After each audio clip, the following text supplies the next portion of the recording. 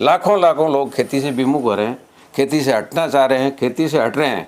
लेकिन ऐसे भी बहुत से लोग हैं जिनकी काफ़ी अच्छी संख्या दिनों दिन बढ़ती जा रही है, जो अच्छे अच्छे बड़े बड़े कंपनीज के पैकेज छोड़कर और बड़ी बड़ी सरकारी नौकरियाँ, आईपीएस और आईएएस कैडर के लोग खेती के अंदर आए हैं। उन्होंने आधुनिक तकनीकी आधारित जो खेती अपनाई है और डेयरी के जो प्रोडक्ट्स है उसमें गए हैं, और आज वो नाम और दाम दोनों अंतर्राष्ट्रीय स्तर पर कमा रहे हैं। इसलिए ऐसा नहीं है, किसान कई तरीके से अपने जो परिवर्तन का दौर है उसके साथ में किसान को चलना होगा। नहीं, मोदी सरकार तो ये कह रही थी किसानों की आमदनी दोगुनी कर दी जाएगी, वो आमदनी दुगनी तो हुई नहीं है अब तक।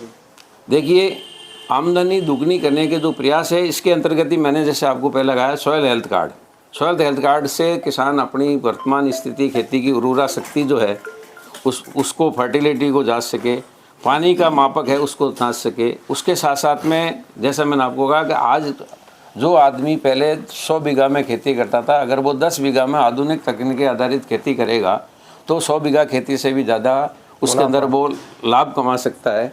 ऐसे बहुत से बिंदु है जिस पे किसान को ढलना पड़ेगा। लेकिन हमारा किसान आज भी जो ट्रेडिंग, आने वाली 12 फरवरी 2024 को भाजपा किसान मोर्चा राष्ट्रीय स्तर पर एक कार्यक्रम कर रहा है, ग्राम परिक्रमा यात्रा, जिसका श्री गणेश शुभारंभ भारतीय जनता पार्टी के माननीय राष्ट्रीय अध्यक्ष जयप्रकाश जी नड्डा और किसान मोर्चा के राष्ट्रीय अध्यक्ष माननीय राजकुमार जी चार, सांसद फतेहपुर सीकरी, मुजफ्फरनगर, पश्चिमी उत्तर प्रदेश से करेंगे।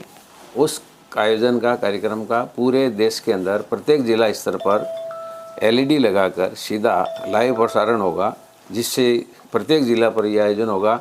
उसी के अंतर्गत आज हमारे किसान मोर्चा की ओर से पूरे हरियाणा प्रदेश के अंदर प्रत्येक ज़िले के अंदर जो है प्रेस वार्ता रखकर इस संबंध में जानकारी दी जा रही है।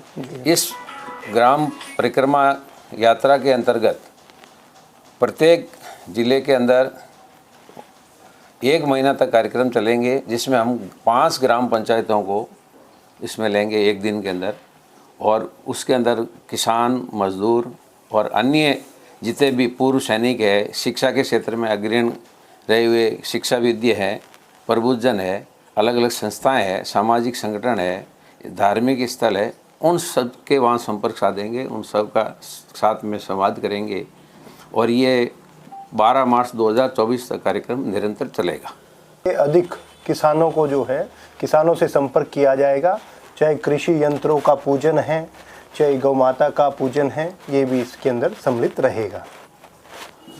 ये मिर्चपुर से जो है हमने कल की है, उचाना में किया है, मिर्चपुर में किया है, और उचाना खुर्द से अलग जो है काकड़ूद के अंदर किया है, और दिल्लू वाला जो है वहाँ भी किया है। ये कल जींद में कहाँ होगा? हाँ जी, कल जींद में कौन सी जगह से? 12 तारीख को कल जींद में जो है इसको जो है शहर से स्टार्ट करेंगे। रायचंद वाला गांव जो है वहाँ से इसका जो है आगाज़ किया जाएगा। ये जींद के गांव रायचंद वाला से जो है इसका आगाज़ किया जाएगा, और जो है हिसार में जो है मैंने बताया कल से इसका जो है हमने आगाज़ कर दिया है। जो कार्यक्रम है 12 तारीख का जो एलईडी के माध्यम से होगा, उसको जो है मिर्चपुर गांव से जिला हिसार में स्टार्ट किया जाएगा, आरंभ होगा उसका। यात्रा का मुख्य उद्देश्य ये है कि ग्राम स्तर पर प्रत्येक वर्ग से ये यात्रा सर्वव्यापी, सर्वस्पर्शी हो, इसका प्रयास किया जाएगा। और जो किसानों से संबंधित योजना है, विद्यार्थियों से संबंधित योजना है, स्वच्छता का अभियान है, महिलाओं से संबंधित जो योजना है, उन सब की जानकारी सब तक पहुंचाना है। जो वंचित लोग हैं या जो लाभार्थी वंचित रह गए हैं, जिनको लाभ मिलना चाहिए, जो लाभार्थी है उनसे भी संवाद होगा, और जो लाभ के लायक लोग हैं जिनको लाभ नहीं मिला उनको भी जोड़ना, उसकी जानकारी देना भी इस यात्रा के माध्यम से रहेगा।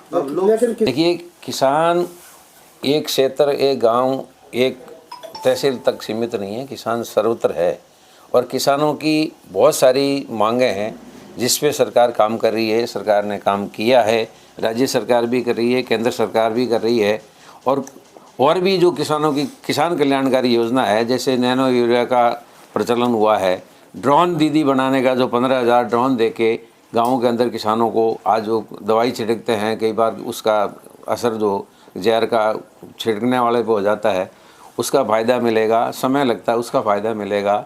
इसके साथ साथ ही लखपति दीदी स्वयं सहायता समूह के माध्यम से महिलाओं को आर्थिक तौर से जो है सक्षम बनाने के लिए ये योजना भी चल रही है।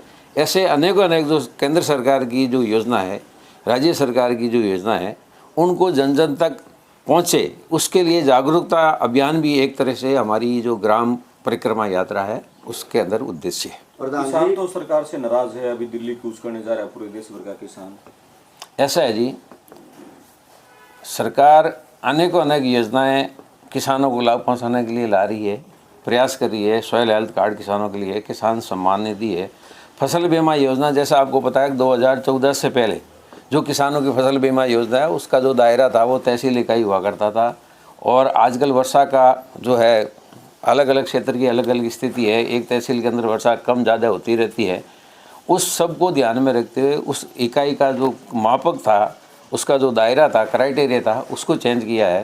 पहले 50% से अधिक खराबे पर ही जो है उनको सहायता मिलती थी, और मात्र फसल बीमा के अंदर जो लोनी ऋणी किसान होते थे उन्हीं को फ़ायदा मिलता था। आज ऋणी और अऋणी दोनों तरह के किसान फसल बीमा का फ़ायदा लेते हैं। KCC कार्ड जिसकी शुरुआत माननीय अटल जी ने की थी, उसको व्यापक रूप प्रधानमंत्री नरेंद्र जी मोदी ने दिया है।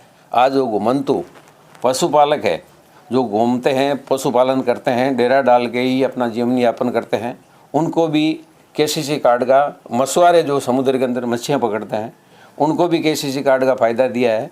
ऐसे किसान जो सॉयल हेल्थ कार्ड आज विशेष तौर से अपन हरियाणा में, आज जिंद में बैठे हैं, पंजाब और हरियाणा के अंदर हरित क्रांति जब से आई है उसके बाद में 60 के दशक में भारत के अंदर, आपको अपन तो खैर उस टाइम बिल्कुल बच्चे थे, कोई पैदा हुए कोई नहीं हुए थे, लेकिन ऐसा बताते हैं कि धन धान्य की कमी थी, और माननीय तत्कालीन प्रधानमंत्री ने लोगों से आह्वान किया था कि सोमवार के दिन जो है व्रत रखें, जिससे सैकड़ों मन अनाज की बचत हो।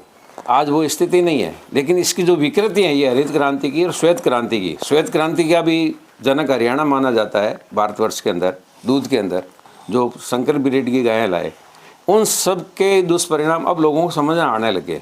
और प्रधानमंत्री जी का सबसे बड़ा जो जोर है किसानों के लिए कि आप जैविक खेती, प्राकृतिक खेती, आधुनिक तकनीकी आधारित खेती।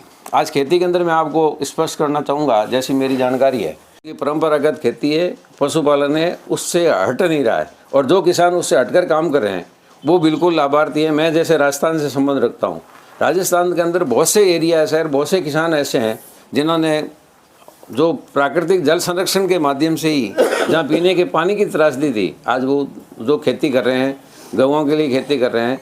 ऐसे जो भारत सरकार के उपक्रम है, काजरी है, आफरी है, कृषि अनुसंधान के कई अन्य जो केंद्र है, उनके माध्यम से किसान जुड़े, उनकी जानकारी ले। किसान भी अपना आप में एक बहुत बड़ा वैज्ञानिक है, लेकिन किसान को जो यांत्रिक जानकारी है वो साइंटिस्ट है, एग्रीकल्चर के, कृषि के वैज्ञानिक है, उनसे लेनी होगी, उनके साथ में उनको तालमेल बैठाना होगा। और हमेशा किसान की उन्नति जब भी बैठेगी, जो सत्ता और समाज साथ मिलकर प्रयास करेंगे, तो किसान की भी उन्नति होगी, देश की उन्नति होगी। और किसान हमारी भारत की अर्थव्यवस्था की रीढ़ की हड्डी था, है और रहेगा। कृषि से हट नहीं सकते। कोरोना काल की इतनी बड़ी त्रासदी थी, पूरा विश्व जो बिल्कुल जाम हो गया था, उस काल के अंदर भी हमारे धरती पुत्र अन्नदाता किसान, उन्होंने फल भी गांव से शहर तक पहुंचाए, दूध भी पहुंचाया, और उस विकट परिस्थिति में भी एकमात्र कृषि थी जो खड़ी रही है। बाकी बड़े बड़े कल कारखाने, उद्योग बिल्कुल रुक गए थे। लोग अपने कमरे तक, अपने बिस्तर तक, अपने बेड तक सीमित हो गए थे। उस टाइम भी हमारे धरती पुत्र अन्नदाता ने जो है कभी पीछे हटकर नहीं देखा, अपनी जान जोखिम में डाल के भी उन्हें जनता की सेवा में तत्पर रहा। ये जो ग्राम परिक्रमा यात्रा आपकी रहेगी, हरियाणा के कितने गांवों को इसमें कवर किया जाएगा? इसमें मैंने आपको कहा है कि प्रत्येक जिले के अंदर प्रतिदिन 5 गाँव का टारगेट है। हरियाणा के लगभग 3000 गाँव में जाने का हमारा लक्ष्य है।